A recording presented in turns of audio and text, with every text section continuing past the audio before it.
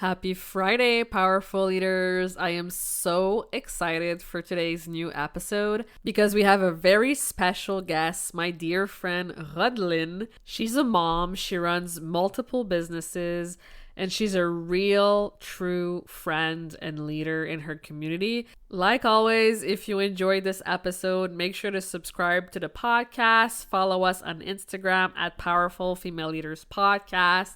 Drop us a DM or a comment. Let us know what you enjoyed about this episode. I can't believe it's almost our 4th year anniversary since launching this podcast. And I have a very special episode coming for that too. But before then, let's just hit it with this episode. Have a good listen. Welcome to the Powerful Female Leaders Podcast. I'm your host, Anna Patricia Bourgeois, certified business coach. I am here to help you up-level, generate consistent wealth, increase your confidence, attract dream clients, and master your mindset so that you can fully own your power and achieve next-level results in your online business and beyond. Every week, a powerful conversation will take place with amazing guests, or I'll share from my experience to help inspire you to start and scale the business of your dreams while being powerfully you. The time has come to stop playing small, stop hiding, and stop waiting. Now is the perfect time for you to passionately pursue your heart's desire as the powerful leader you were born to be. Are you ready? Let's do this. Hello, everyone, and welcome to another episode of the Powerful Female Leaders Podcast. I am here today with a very special guest, my dear friend, Rodeline. Hey, girl. Hey, girl. How are you? I'm good. How are you? I'm good. I'm excited to have you on the show. I'm excited. This is so brand new. I'm a podcast fan now. I'm newly a podcast girly. So it's very exciting to be here today. Yay. Thank you for doing this. So Sure. tell us who you are, what you do, and what got you into what it is that you do. Well, who am I? I'm first and foremost a mother for the past 15 years of my life. This is really what literally is, comme on dirait en français, la ligne conductrice de ma vie. That's exactly what it is. I've been a mother. I'm 33 now, so I've been a mother for basically my whole adult life. I started my professional career. I always loved event planning. Planning was always a thing. I used to be the one with my sisters. I used to plan their birthday parties and make their friends fill out forms and things like that when they would come to the party. So, planning parties has always been who I am. So I would say afterwards, I did a few different things in school, but I always knew that's what I wanted to do. But it's not the easiest field to work in, especially when you start and you want to work for yourself, have your own business.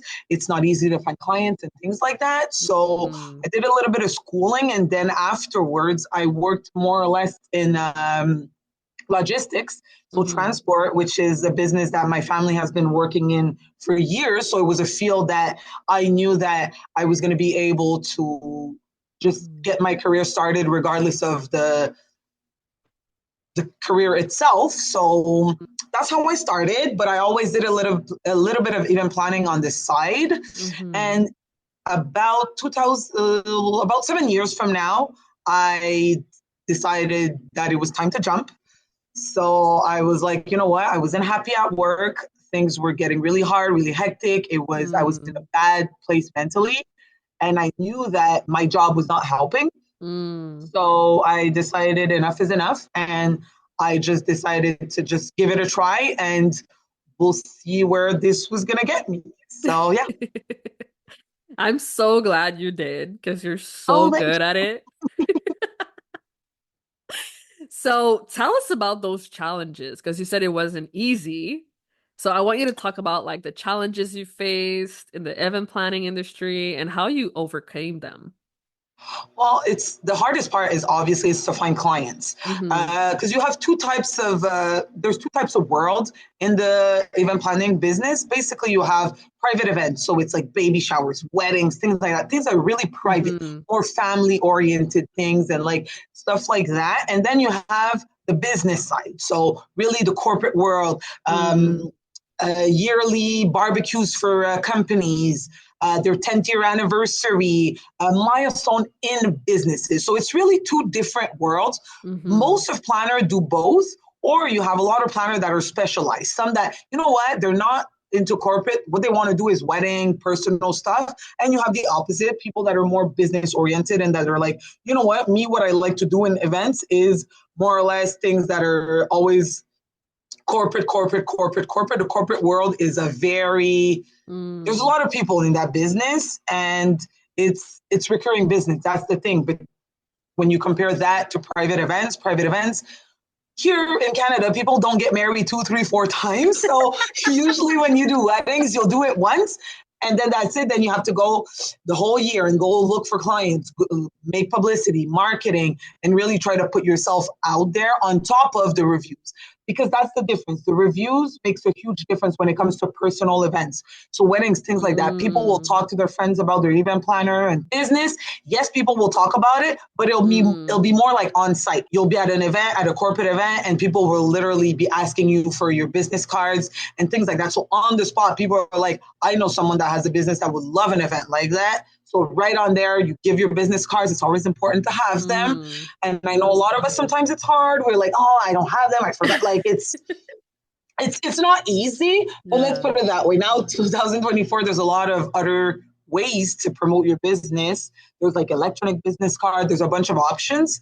So yeah, I think it's more or less to choose which side you want to be more on.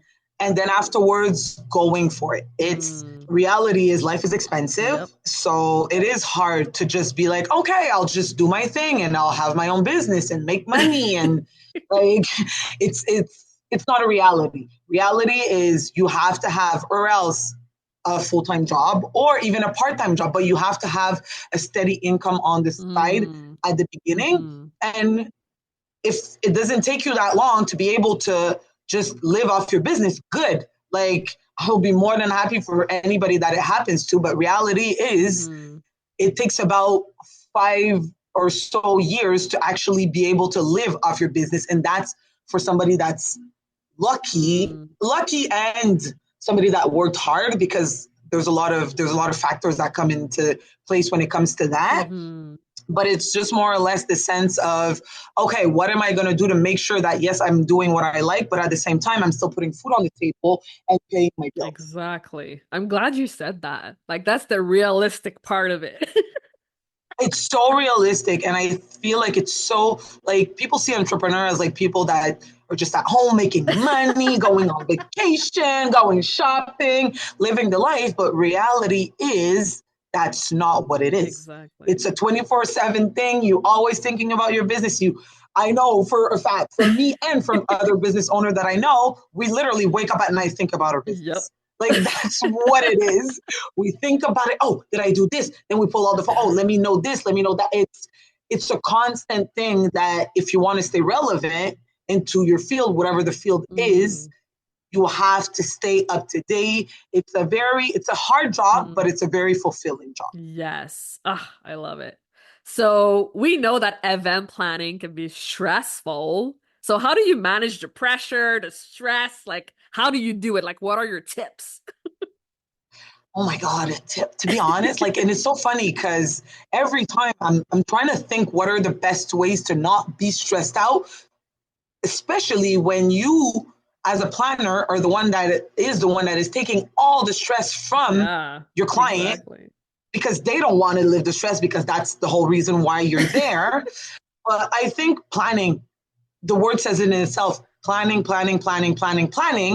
And when everything's planned, there's so much things that can go wrong with a good planning. Yes, there's obviously events. Anybody that knows and that works into that field know that there's always going to be a little something happening here and there. But the better you're planned, the better it is to afterwards deal with a little issue that happens across the day, like during the day of planning, during your setup, during the takedown, during whatever.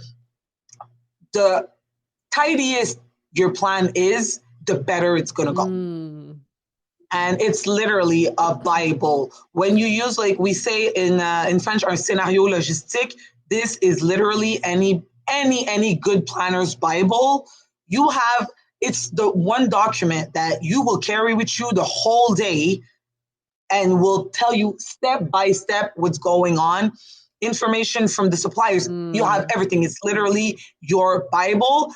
And your scenario logistic is supposed to be that so tight that anybody that doesn't even know the event can take it and actually redo the whole event. Wow. So make sure you have a good plan. Your scenario has to be on point, ready. There's never, like another planner always told me, there's never a final version of the scenario. There's never a final version. You have version 1, 2, 3, depending on modifications and things like that. But it's your Bible. Make sure you're planned. Make sure you have 100 million options always.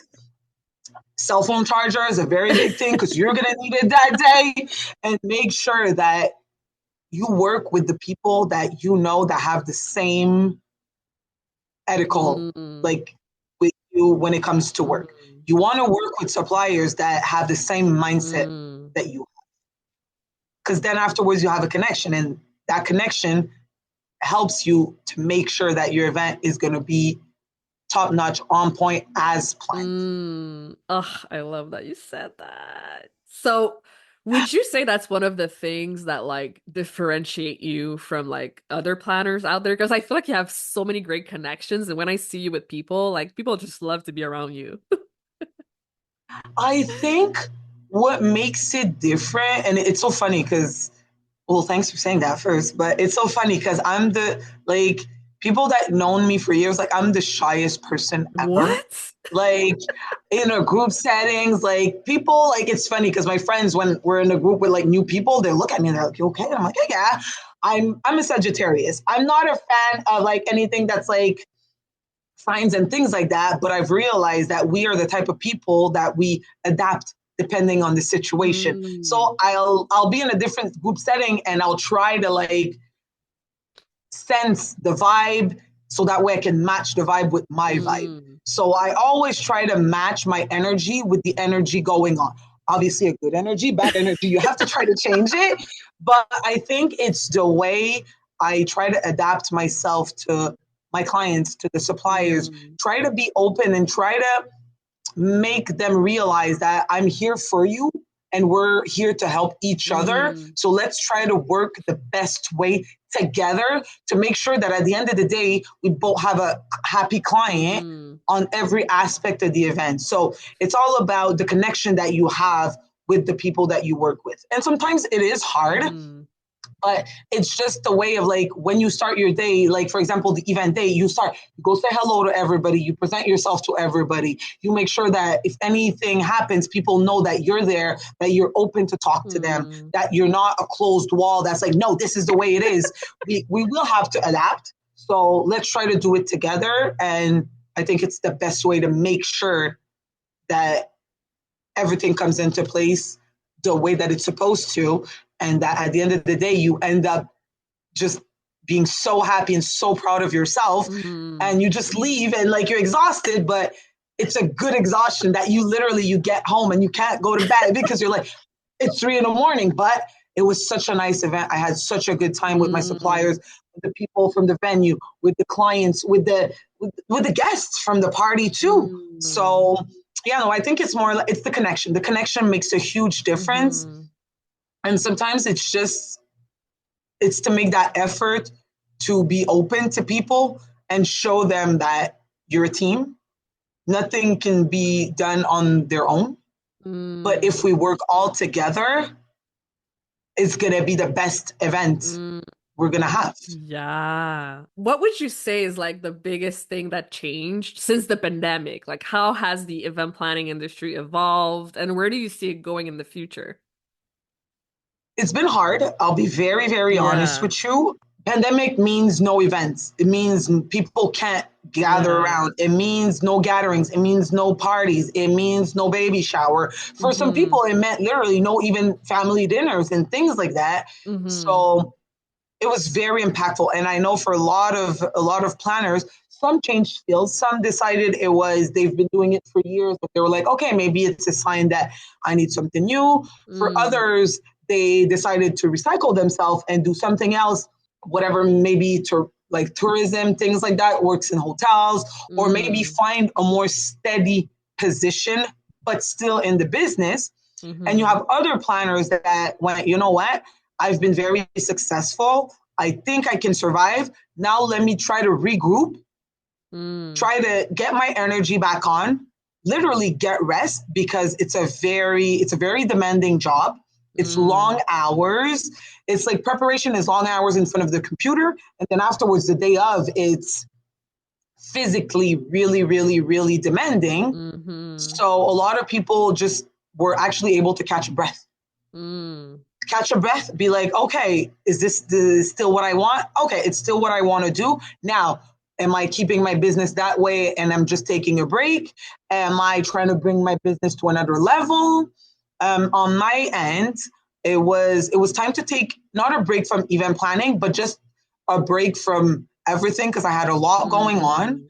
So it wasn't easy. I have another business that got impacted really, really hard by COVID. So it was more or less for me a time to be like, okay, what do I want to do? Where is my career going in every little aspect of it? And then I was like, okay, this is still something I like. This is still something I love, and something I think humbly I can say I'm good at.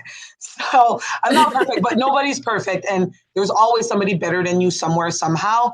But I think I think I'm good at what I do. So I think it solidified the fact that that's what I wanted to do, because I missed it so much. And I was like, this is the business that I want. This is what I want to do. And now I'm going to do everything in my power to make sure that that's what I'm going to do as my main job, as my career, as when people ask the famous question when you meet new people is, so what do you do? Well, I want to be able to say I have an event planning business and that's what I do. That's what I can live from. And yes, my bills are getting paid by planning parties, quotation, because a lot of people think it's just that, but jokes aside, it's a funny thing. Event planner, we always get that told, like, oh, but your job is fun. You're just at parties all the time. And it's like, yes, but no, because it's a lot of work beforehand and a lot of work during and afterwards. It's very demanding, very stressful, but it's a passion. You have to love it. It's so worth it. So worth it. But you do have to love it, because if you don't, it's gonna be long and it's gonna be hard for you. Basically, like any job, right? Yeah, totally. And I think the pandemic gave that to a lot of people, just not even only in my field, but in every field. People kind of realized, I'm not happy at work. What is it that I can do to actually be happy at work? Totally. So that question. Oh, right. I ask this to every guest that comes on the show, and I'm so curious to know your answer. So for you, what does it mean to be a powerful leader? Well, that's a good question. Oh my God, that's hard. Powerful leader. I think number one thing is to be true to yourself. That's what I think. Because by being honest, first and foremost, with yourself, it allows you to be honest with the rest of the world. And that's how you become powerful. Say that sometimes, yes, it was hard. Yes, it was. And guess what? I made it. But I'm not going to say that it wasn't hard when it was hard. It's important to own up to everything that you're going through, because I do believe that everything happens for a reason. Even if it's hard, and sometimes we're thinking like, yeah, I could have went without that, like I could have something less complicated and hard. Yeah. But I think to just be honest with yourself and be authentic and be like, that was hard, but I'm going to overcome it. I'm going to be a better person, I'm going to be a better mother, I'm going to be a better owner. And just being able to say, yes, I made a mistake on that one. Yes, that's on me, and I am taking full responsibility for it. And now I'm going to learn from it. So being authentic, be yourself. I think it's the best way in every role in your life in general too. Because at the end of the day, when I look at my son, that's now a teenager, I want to show him that, yes, mommy is strong, but sometimes mommy does fall, mommy does cry, but I always get back up. And that's the one thing that nobody can ever take away from you. And that's how that's how to keep your power. That's the only thing you can control. You cannot control other people. The only thing you can control is yourself and your reaction to any situation that life's bringing. Yeah, totally. Oh, that was so good. I think I almost cried for a second. Oh my God. I did. I had a little, like, I could feel a little wetness in my eyes, you know? I have tissues. It's like, yeah, no, but I think too, it's very humbling. Having kids is very humbling too. Yeah. So I think for me, especially, that's what helped me to be the businesswoman, powerful woman that I think that I can say that I am today at 33 years old. Yes, you are amazing. Like, I'm Thanks, so glad I girl. met you. Girl. One of the best person I met this year. You're someone else. Let me tell you that. You're so cute. So, do you have like any last piece of knowledge, nugget, wisdom you want to share with our audience today? I would say enjoy every single little thing that happens to you in life. Everything happens for a reason. And when something bad happens, it's a phase. It's not permanent. It's not going to stay forever. Trust life, trust the process, and trust yourself. Be honest to yourself. Forgive yourself for anything that you think that you're going through, that you're maybe not dealing with it the best way. Forgive yourself. Be kind to yourself. Be kind to the world, but be kind to yourself most likely. Yes, so important. So I know people listening are like, oh my gosh, Rodeline is amazing. I want to learn more about her. I want to follow her. So where can they go online, social media, websites? Where can they go to like check you out? So, business-wise, you can follow me on my business page, which is Instagram, Facebook. Donc, Miss Événementiel, ILE à la fin. It's all into, I think it's all together. You see how bad I am with my social media? But I promise you, you'll see everything that I do. I try to post, but I'm not one of those, I'm not one of those amazing person on social media, but it's 100% honesty though on social media. When I try to share things that are relevant to the audience and just basically true to what I do and who I am. Yes. So I'll drop all the links for sure in the show notes so you can go check it out. Thank you, Rodeline, for coming today. It was amazing. You're very welcome. Thanks for inviting me now that I'm in my new podcast girly era. It's very nice. I don't know if I'm going to listen to myself. I will for sure share. So, because I know my whole entourage will listen to it. Me, am I going to listen to my voice again? That's another subject. Maybe we'll have a glass of wine together and we'll listen to it together. Yes, queen. Let's do it. Thank you so much. You're very welcome. Thank you. Thank you so much for listening to this episode of the Powerful Female Leaders podcast. If you love this episode, make sure to spread the message, leave a review, and subscribe. I would forever be grateful for you. I also want to hear from you, and I want to know your feedback and your questions for future episodes. So don't be shy, say hi, and send me a message at Powerful Female Leaders Podcast on Instagram. Until then, I'll see you on the next episode.